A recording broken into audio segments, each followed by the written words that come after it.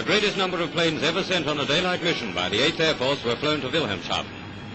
Backed up by other heavyweight attacks elsewhere, which came soon after, Germany received 4,000 tons of bombs in 24 hours. Selected targets methodically rubbed out by terrific concentrations of bombers.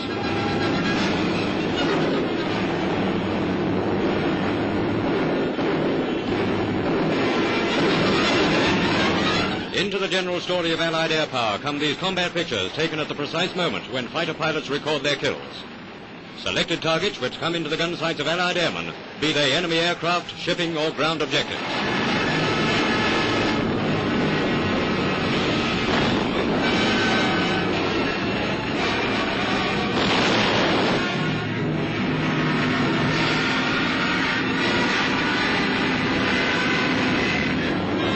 Tail damage to one of the returning forts heading back to base after the attack on Wilhelmshaven.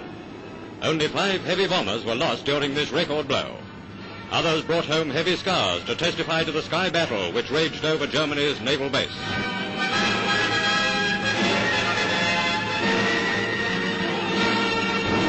A thunderbolt makes a crash landing after an encounter. One of the aircraft which helped to screen the bombers from German interceptors.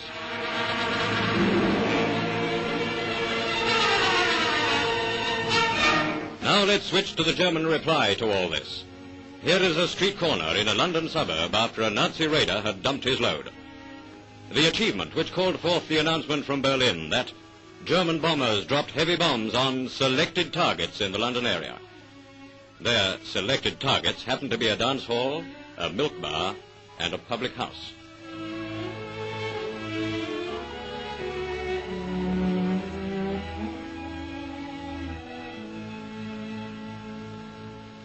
The process of destroying Germany's war centers is carried a step further as an American-built aerodrome is handed over by General Acre to Air Chief Marshal Sir Arthur Harris.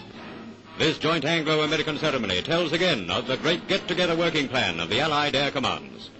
The actual act of handing over is performed by representatives of the lowest ranks of the two forces. It is my privilege to present to you this scroll of the record of the American engineers. Thank you, Private Downs. You have done an excellent job of building this field. Your work will not be forgotten by us, and when we fly away from here, we shall think of you who were responsible for building it. On more than one occasion, we have heard Air Chief Marshal Harris refer to the smashing of Germany from the air. Today, he has this to say. We propose to entirely emasculate every enemy center of war production if necessary. We are well on the way now to that end. There are possibly 40 centers which are absolutely vital to the production of war materials to the Germans. There are about 50 which are of considerable import to them. They are altogether possibly not more than 100. And we are, as I say, well on the way to their destruction. But there's one thing that I would like to issue a warning on. It is certainly not necessary to warn you here today, but that is lest we develop in our countries any false sense of security due to the apparent progress of the war at this moment. War is a race, and the prize is victory. And a man who looks back over his shoulder and thinks he's got a lead may have nasty surprises coming to him.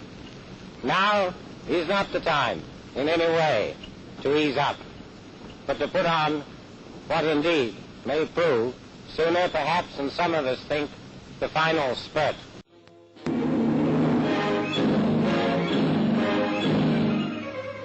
As Bomber Harris announces that he is leaving the RAF, Patty Gazette recalls his war-winning technique. There are a lot of people who say that bombing can never win a war. Well, my answer to that is that it has never been tried yet, and we shall see.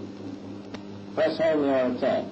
If you individually succeed, you will have delivered the most devastating blow against the very vitals of the enemy. Let him have it right on the chin. Air Chief Marshal Harris went to Bomber Command in February 1942. In May of that year, his energy and drive launched the first 1,000-bomber raid of the war. Now, still in his early 50s, his health is not good, and he plans to settle down with Lady Harris and his daughter Jackie to a quieter life. A civvy suit and a garden. The end of 6 years of unremitting strain.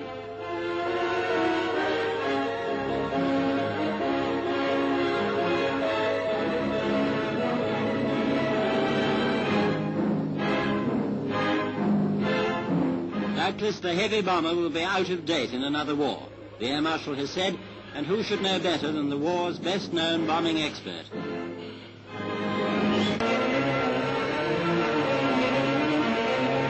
Oak Ridge